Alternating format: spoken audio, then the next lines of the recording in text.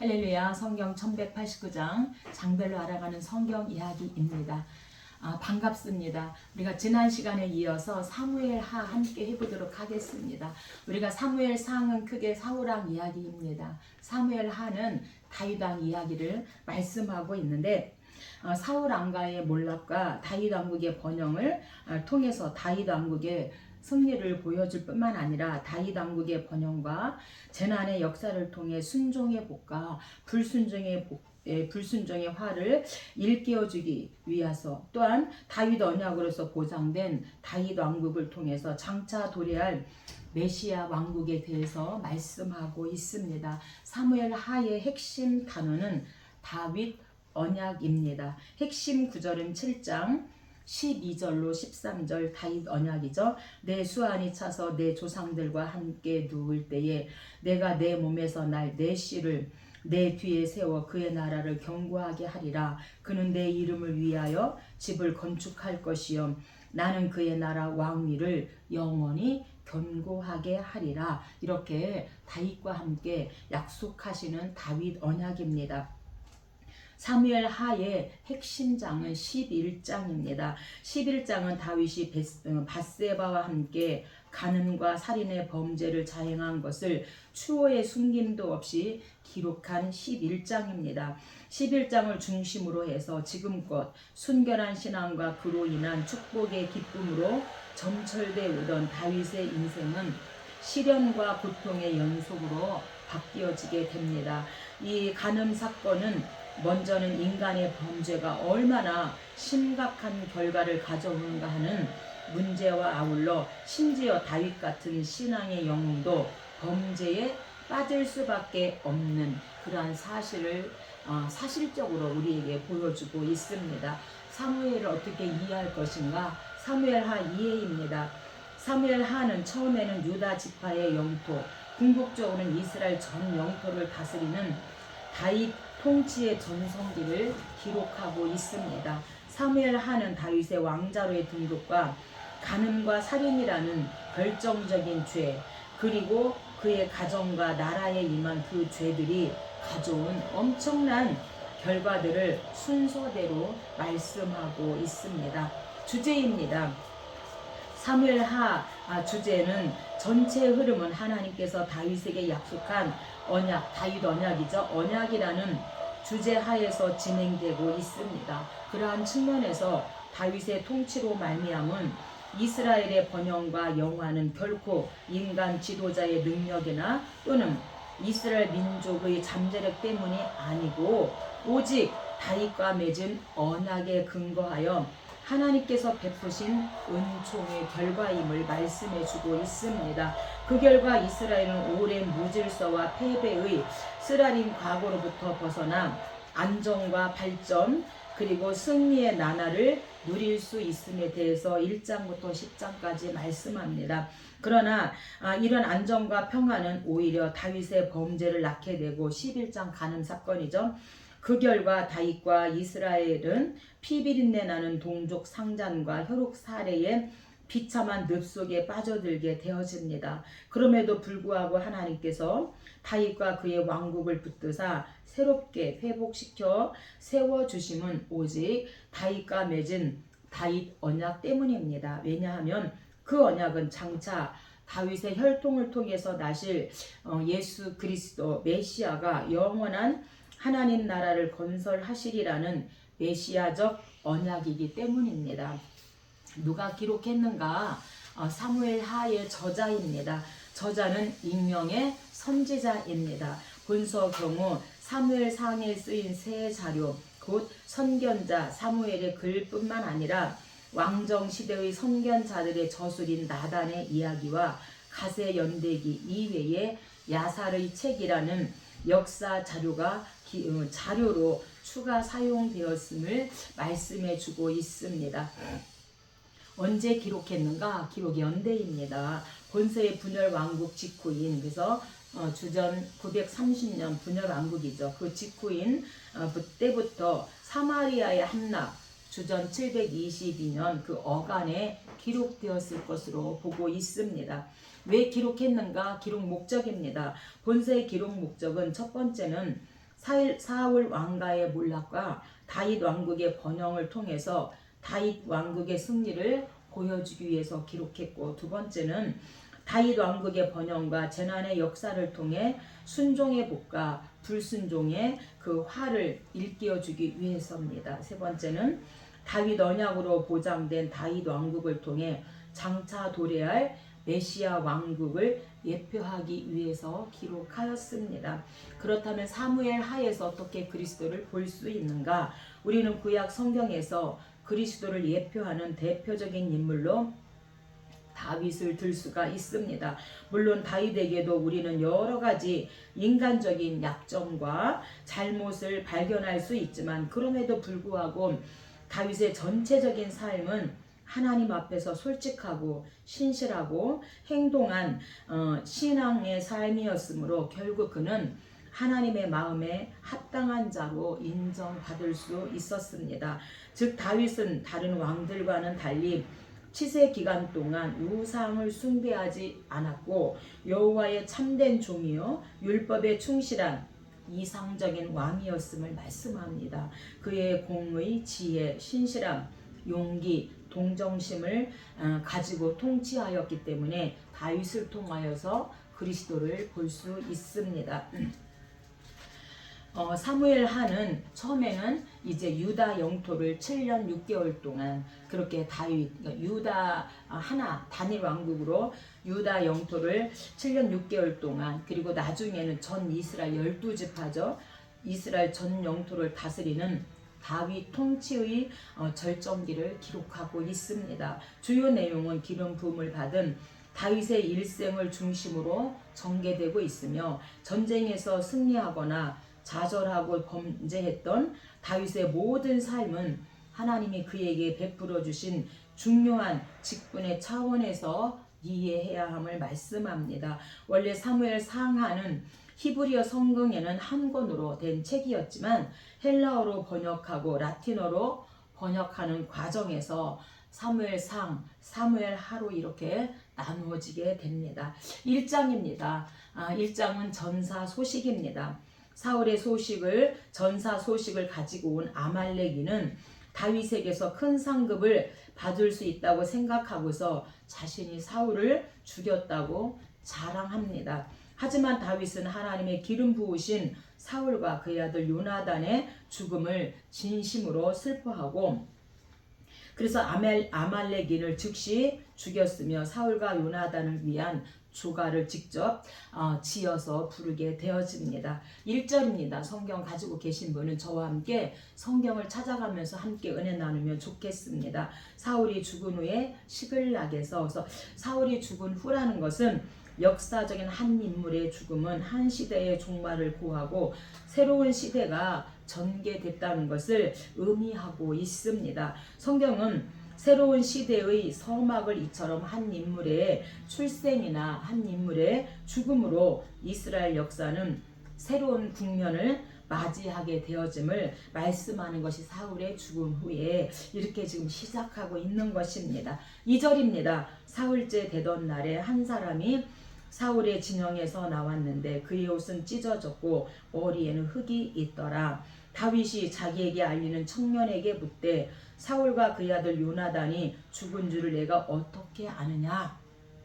사울의 전사 소식을 가지고 왔기 때문이죠. 다윗이 자기에게 알리는 청년에게 묻되 사울과 그의 아들 요나단이 죽은 줄을 내가 어떻게 아느냐? 너는 누구냐 하시기로 내가 그에게 대답하되 나는 아말렉 사람이니이다. 또 내게 이르시되 내 목숨이 아직 살아있기로 너는 내 곁에서 나를 죽이라 하시기로 그가 엎드러진 후에는 살 수 없는 줄 내가 알고 그의 곁에 서서 죽이고 그의 머리에 있는 왕관과 팔에 있는 고리를 벗겨서 내 주께로 가져왔나이다 하니라. 이렇게 거짓말을 시키는 것은 다윗 왕 환심 살 줄 알고 거짓말을 하게 되어집니다. 사무엘상 31장 4절에 보면 사울 스스로 자결하였다 이렇게 말씀하고 있지요. 15절입니다. 다윗이 청년 중 한 사람을 불러 아뢰되 그를 죽이라 하매 치매 그가 곧 죽으니라. 다윗이 그에게 이르기를 내 피가 내 머리로 돌아갈지어다. 내 입이 내게 대하여 증언하기를 내가 여호와의 기름 부음 받은 자를 죽였노라 함이니라 하였더라. 거짓말을 함으로 결국에는 자기 무덤을 자기 스스로 파게 되어졌습니다. 17절입니다. 다윗이 이 슬픈 노래로 사울과 그의 아들 요나단을 조상하고 야살의 책에 기록되었으되, 그래서 이 야살의 책은요, 이스라엘 고대 시집으로 위대한 인물이나 사건을 기념하기 위해 쓴 시들을 모은 이스라엘 고대의 시집이 바로 야살의 책입니다. 오늘날에는 전해지지 않으나 그 일부가 성경에 기록되어 있는데 바로 여호수아 10장 13절입니다. 야살의 책에 태양이 중천에 머물러서 거의 종일토록 속히 내려오지 아니하였다고 기록되지 아니하였느냐. 그래서 이제 여호수아와 이 백성들이 함께 남쪽을 정복할 때에 이제 해가 넘어갑니다. 그러니까 막 야일론 해는 이제 머무를지어다 막 이렇게 외치게 되어지잖아요. 그래서 이 태양이 이제 머무를지어다, 이 말씀이 야살의 책에 그렇게 태양이 중천에 머물러서 거의 종일토록 속히 내려가지 아니하였다, 이 말씀이 야살의 책에 기록되었다. 그래서 일부 성경에도 이렇게 기록되었음을 말씀합니다. 이 다윗은요 15년 동안 사울 왕에게 쫓겨다니면서 엄청난 고난을 당했습니다. 그럼에도 불구하고 이 사울과 요나단을 위하여서 조가를 지어서 부르면서 슬퍼하고 애도하는 모습을 볼 수가 있습니다. 오늘 저와 여러분, 신앙의 병기는 무엇입니까? 다윗은 그렇게 고난을 당했음에도 잘 죽었다 하지 않고 오히려 그 슬픔을 슬퍼하며 위로하고 조가를 지어서 그렇게 부르고 있는 그런 다윗의 신앙의 인격을 보면서 우리도 다윗처럼 그런 믿음의 인격을 닮아갔으면 좋겠습니다. 2장입니다. 2장은 이제 다윗 왕입니다. 다윗이 헤브론에서 유다의 왕으로 즉위하자 아브넬은 사울의 아들 이스보셋을 이스라엘의 왕으로 삼고 다윗과 대치합니다. 이것은 다윗을 이스라엘 왕으로 삼고자 하신 하나님의 섭리를 정면으로 거스르는 행위입니다. 기브온 못을 사이에 두고 이스보셋 군대와 다윗의 군대 간에 접전이 벌어졌고 다윗의 군대가 승리하게 되어짐을 또한 2장에서 말씀합니다. 1절입니다. 그 후에 다윗이 여호와께 여쭈어 아뢰되 내가 유다 한 성읍으로 올라가리이까? 여호와께서 이르시되 올라가라. 다윗이 어디로 가리이까? 이르시되 헤브론으로 갈지니라. 그래서 유다에 있는 헤브론이죠. 그래서 단일 왕국, 그래서 다윗이 유다 지파에서 7년 6개월 동안 단일 왕국으로 이제 있게 되어지고, 사울은 이스보셋을 통하여서 이제 이 아브넬과 함께 11지파로 7년 6개월 동안 이렇게 이미 이때도 분열 왕국같이 7년 6개월 동안 분열되어 있었습니다.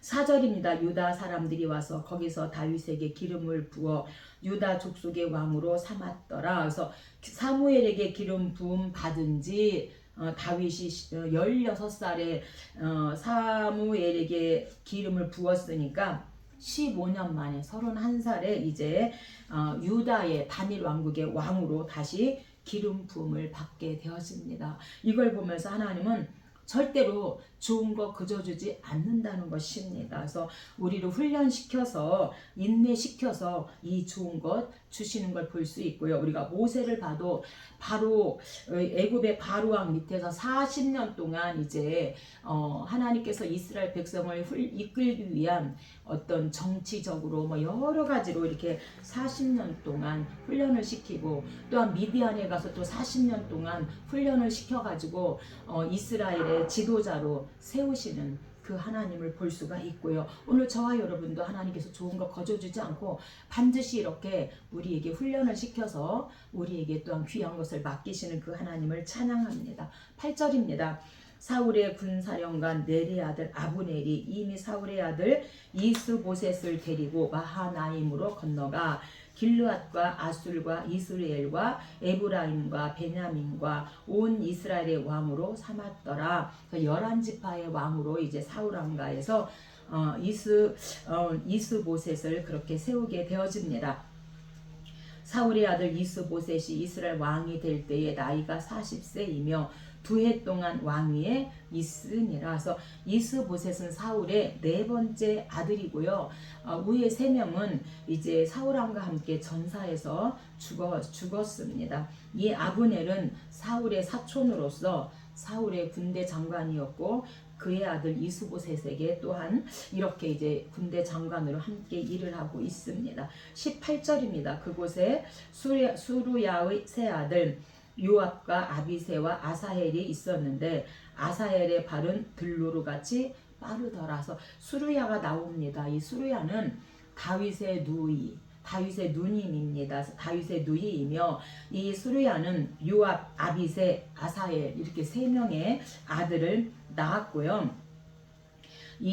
그들은 다윗의 조카로, 또한 이 요압, 아비새, 아사헬 이 3사람은 다윗의 조카로 또한 다윗의 군대 장관이 되었습니다. 22절입니다. 아브넬이 다시 아사헬에게 너는 나 쫓기를 그치라. 내가 너를 쳐서 엎드려지게 할 까닭이 무엇이냐. 그가 물러가기를 거절하며 아브넬이 창 뒤끝으로 그의 배를 찌르니 엎드러져 죽음에. 그래서 이 아브넬이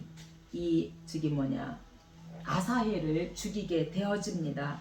31절 다윗의 신복들이 베냐민과 아브넬에게 속한 자들을 쳐서 360명을 죽였더라. 아브넬이 아사헬을, 다윗의 그 신하 아사헬을 죽임으로 말미암아 다윗의 신복들이 이제 찾아가서 아브넬에게 속한 그런 사람들을 360명을 쳐 죽였더라 말씀합니다. 3장입니다. 이로 인하여서 3장에서 아브넬이 죽게 되어지는 아브넬 죽음입니다. 다윗과 사울과 사이에 전쟁이 지속되면서 사울과는 더욱 몰락해 갔던 반면에 다윗과는 점점 이제 강성해 갑니다. 한편 사울과의 군대 장관이었던 아브넬은 사울의 첩과 통관하고 다윗의 편으로 전향하게 되어집니다. 다윗은 아브넬에게 관대하게 대하지만 동생의 일로 불만을 품고 있던 요압은 아브넬을 살해하고 맙니다. 1절입니다. 사울의 집과 다윗의 집 사이에 전쟁이 오래매 다윗은 점점 강하여 가고 사울의 집은 점점 약하여 가니라. 그래서 사울의 집과 다윗의 집 사이에 전쟁이 오래였다. 이것은 사울 왕가와 다윗 왕가 사이에 이 왕권 투쟁은 시간이 흘러갈수록 다윗 쪽에 유리하게 진행되어집니다. 이게 하나님의 뜻이죠. 이 전쟁은 단순한 왕권 투쟁이 아니라 하나님 나라에 대항하는 세력들과의 싸움이었기 때문입니다. 따라서 다윗 왕가의 승리는 사울 왕가의 쇠퇴와 뗄 수 없는 관계에 놓여있게 된 것입니다. 6절입니다. 사울의 집과 다윗의 집 사이에 전쟁이 있는 동안에 아브넬이 사울의 집에서 점점 권세를 잡으니라. 그래서 이 아브넬이 사울의 집에서 점점 권세를 잡았다는 것은 사울의 죽음으로 인하여 왕가가 완전히 멸망하기 직전에 이스보셋을 옹이하여 이스라엘의 왕으로 세운 1등 공신 군대 장관 아브넬은 그 세도가 점점 강성에 갔다 이렇게 말씀하고, 야국 강식의 세상 이치에 따라서 권모술수가 그 지배적인 방법으로 쓰여지는 이스라엘의 그 모습을 잘 보여주고 있습니다. 7절입니다. 사울에게 첩이 있었으니 이름은 리스바여. 이스보셋이 아브넬에게 이르되 내가 어찌하여 내 아버지의 첩과 통간하였느냐 하니 아브넬이 이스보셋의 말을 매우 분하게 여겨 이르되 내가 유다의 개머리냐? 내가 유다의 개머리냐? 이것은 반역자의 우두머리를 가리키고 있습니다. 개는 성경에서 일반적으로 적대 세력을 상징하므로 개의 머리는 반역자의 우두머리를 나타내고 있습니다. 아브넬이 사울 왕가에 지극히 충성했음에도 반역자로 낙인 찍혔다는 사실에 반역을 표현한 것입니다. 8절입니다. 사울의 집과 그의 형제와 그의 친구에게 은혜를 베풀어 당신을 다윗의 손에 내어주지 아니하였거늘 당신이 오늘 이 여인에게 관한 허물을 내게 돌리는 도다. 그래서 이 첩들은요, 왕이 죽으면 다음 왕의 소유가 되어지는 왕권 위임이라고 합니다. 본부인은 왕권 위임이 안 돼요. 그리고 이 왕권 침해 행위가 되어지는 거죠. 그래서 이 리스바가 첩이기 때문에 이 리스바를 취하게 되어지면 이 아브넬이 뭐가 될 수 있냐면 왕이 될 수 있는, 그러기 때문에 왕권 침해 행위이다. 아브넬 장군이. 12절입니다. 아브넬이 자기를 대신하여 전령들을 다윗에게 보내어 이 땅이 누구의 것이니까 이르되 당신이 나와 더불어 언약을 맺사이다. 내 손이 당신을 도와 온 이스라엘이 당신에게 돌아가게 하리이다. 이게 리스바 함께 그것이 발각되고 계머리다, 너희가 유다의 계머리다, 이런 말을 들었기 때문에 이 아브넬이 이제 다윗에게로 옵니다.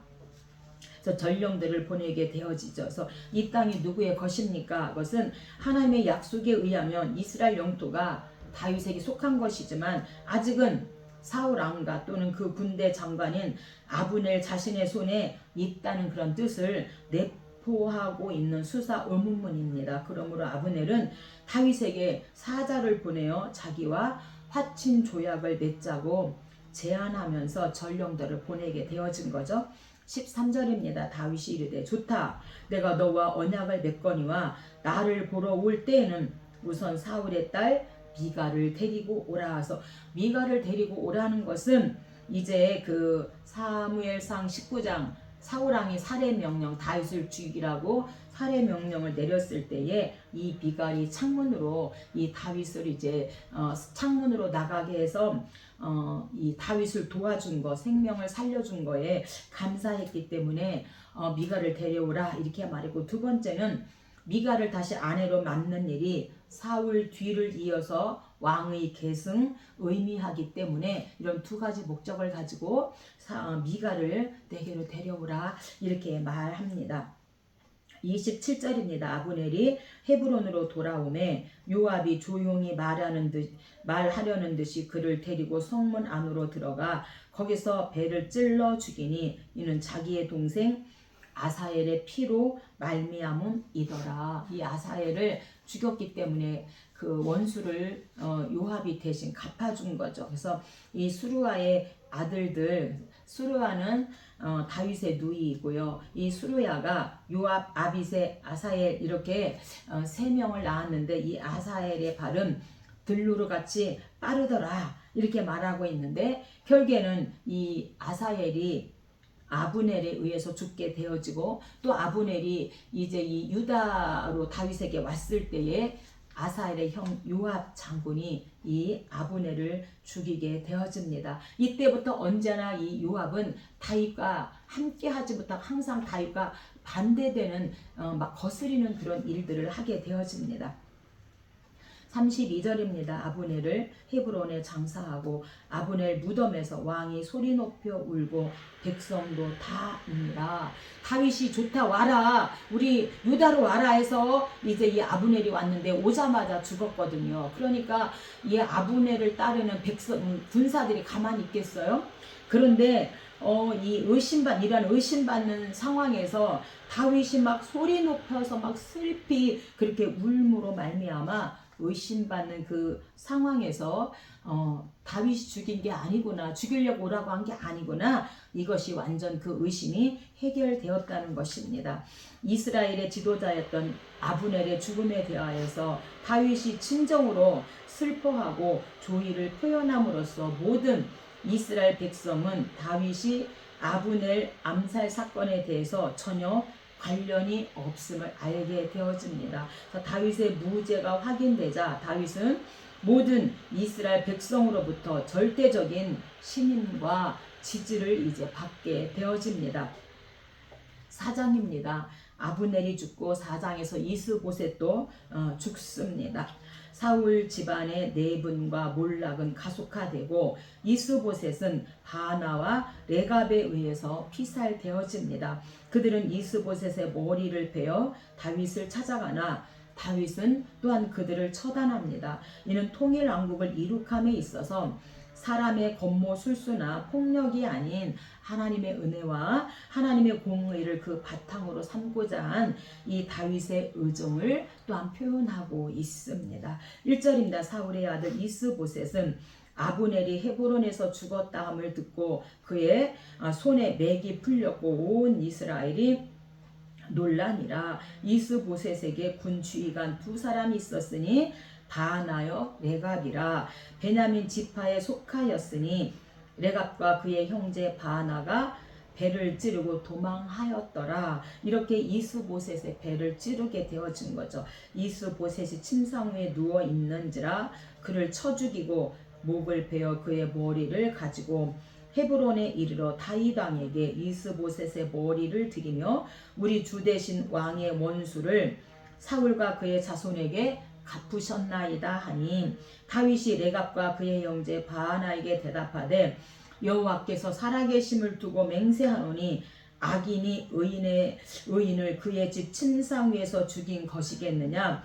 그런즉 내가 악의의 피 흘린 죄를 너희에게 갚아서 너희를 이 땅에서 없이 하지 아니하겠느냐 하고, 그래서 그들을 왕을 죽였다 해서 다윗도 그들을 죽이게 되어집니다. 이로 인하여서 사무엘 선지자가 예언한 대로 사울 왕가가 완전히 이제 몰락하게 되어지고 이 사무엘 선지자의 그 예언대로 그 말씀이 성취되었음을 말씀해 주고 있습니다.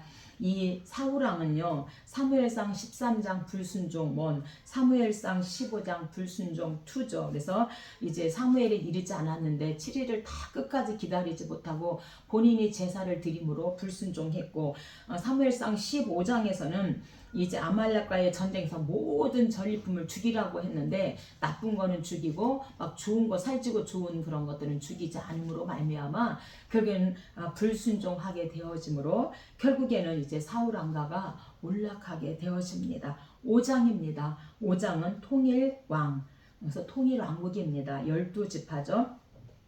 7년 6개월 만에 이제 통일왕이 되어집니다. 다윗은 마침내 통일된 이스라엘의 왕이 되어집니다. 이는 다윗을 이스라엘 왕으로 삼고자 하신 하나님의 뜻이 성취되어진 것입니다. 다윗은 자신을 왕으로 세우신 분이 여호와라는 사실과 자신에게 주어진 왕권이 선민 이스라엘을 위한 하나님의 섭리를 이루기 위한 방편이라는 사실을 잘 알고 있습니다. 5절입니다. 헤브론에서 7년 6개월 동안 유다를 다스렸고, 다닐 민족이죠. 다닐 지파. 예루살렘에서 33년 동안 12지파 온 이스라엘과 유다를 다스렸더라. 그래서 7년 6개월 동안 유다에서 이제 단일 왕국으로 이제 유다와 함께 왕이 되었고, 그 다음에 통일왕국 12지파에서 예루살렘에서 33년 동안 그렇게 온 이스라엘을 다스리게 되어집니다. 6절입니다. 왕과 그 부하들이 예루살렘으로 가서 그 땅 주민 여부수 사람을 치려하매 그 사람들이 다윗에게 이르되 내가 결단코 이리로 들어오지 못하리라. 맹인과 다리 저는 자라도 너를 물리치리라 하니 그들 생각에는 다윗이 이리로 들어오지 못하리라 함이나. 그래서 이 예루살렘에 가서는요, 다윗의 통치시 가장 의미 있는 성취 중 하나인데 예루살렘을 왕도와 수도로 정했다는 것입니다. 이곳은 BC 3000년경에도 이미 점령된 곳이었고 아브라함 시대에는 왕도기도 했습니다. 유다와 베냐민 경계 지역에 위치하고 있고 그들 모두 가난하지 못했습니다. 정복 당시 유다와 베냐민이 공격을 감행했지만 그게 사사기 1장 8절이죠. 여부수 사람에게 빼앗기고 말게 됩니다. 그래서 때때로 그것을 예루살렘을 여부수로 언급하기도 합니다. 7절입니다. 다윗이 시온 산성을 빼앗았으니 이는 다윗성이더라. 그래서 이때 이제 완전히 예루살렘을 완전히 이제 다윗에 의해서 정복하게 되어집니다. 6장입니다. 6장은 법궤 옮김입니다. 다윗은 자신의 왕권과 이스라엘 존재 이유가 하나님을 잘 섬기는 데 있음을 깨닫고 있었습니다. 따라서 그는 왕위에 오른 후에 여호와의 임재를 상징하는 언약궤를 예루살렘으로 옮기는 일을 추진하게 되어집니다. 언약궤를 옮기는 첫 번째 시도는 실패하였지만 레위인이 어깨에 메고 운반함으로써 무사히 이제 예루살렘으로 법궤를 옮기게 되어지는 법궤 옮김입니다. 1절입니다. 다윗이 이스라엘에서 뽑힌 무리 3만 명을 다시 모으고 다윗이 일어나 바알레 유다로 가서 바알레 유다가 기랏 여아림의 옛 이름이죠. 하나님의 궤를 메어 오려 하니 그들이 하나님의 궤를 새 수레에 싣고 아비나답의 집에서 나오는데 아비나답의 아들 우사와 아효가 그 새 수레를 모니라. 그래서 아비나답의 아들 그 새 수레를 몰았다. 이것은 두 사람이 언약궤를 옮기게 된 까닭은 그때까지 언약궤가 이 우사의 집에 보관되었기 때문에 이들에 의해서 이제 이 법궤가 옮기게 되어졌던 것입니다. 기럇 여아림은 도피성도 아니었으므로 이 아비나답의 이 아들 우사와 아효가 레위인일 수는 있어도 제사장이었다고 보기는 어렵다 이렇게 보고 있는 것입니다. 그래서 이 아비나답의 집에서 이제 이 법궤가 이제 보관되어지죠. 그래서 블레셋 사람들이 이제 법궤를 돌려줄 때에 이때 이제 그 아비나답의 집에 있게 되어집니다. 그래서 엘리 제사장 때 전쟁에 의해서 법궤를 이제 빼앗기죠. 실로에 있던 법궤가 이제 빼앗기게 되어지고 사무엘 선지자 그다음에 사울왕 그리고 다윗 왕 때에 이제 법궤를 이제 빼앗겼던 법궤가 다시 이제 그 노베에 있던 이 법궤가 다시 이제 예루살렘 성으로 이제 옮겨지게 되어지는 겁니다. 6절입니다. 그들이 나곤의 타작 마당에 이르러서는 소들이 띠므로 우사가 손을 들어 하나님의 궤를 붙들었더니 여호와 하나님이 우사가 잘못함으로 그를 그곳에서 치시니 궤 곁에서 죽으니라. 왜 이렇게 우사가 죽어야 했나? 오랫동안 우사의 집에 오랫동안 하나님의 법궤가 머물러 있었는데 법궤를 이동하는 과정에서 왜 죽어야 했는가? 그것은 하나님 율법에 정면 배치했다는 거예요. 반드시 민수기 4장에 보니까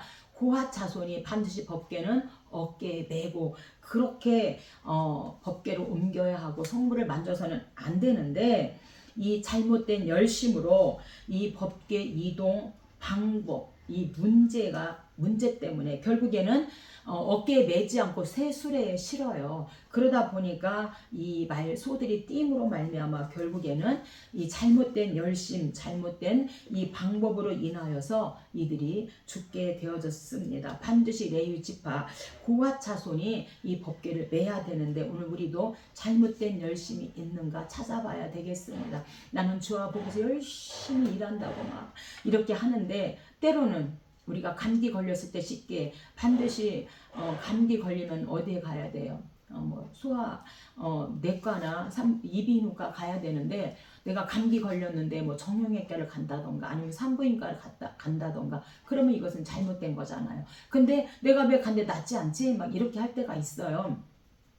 어쨌든 우리는 이 잘못된 열심 하나님의 그 법에 따라서 가야 되는데 잘못된 열심은 없는가 우리가 한번 우리 자신을 생각해 보았으면 좋겠습니다. 11절입니다. 여호와의 궤가 가드 사람 오벳에돔의 집에 석 달이 있었는데 여호와께서 오벳에돔과 그의 온 집에 복을 주시니라.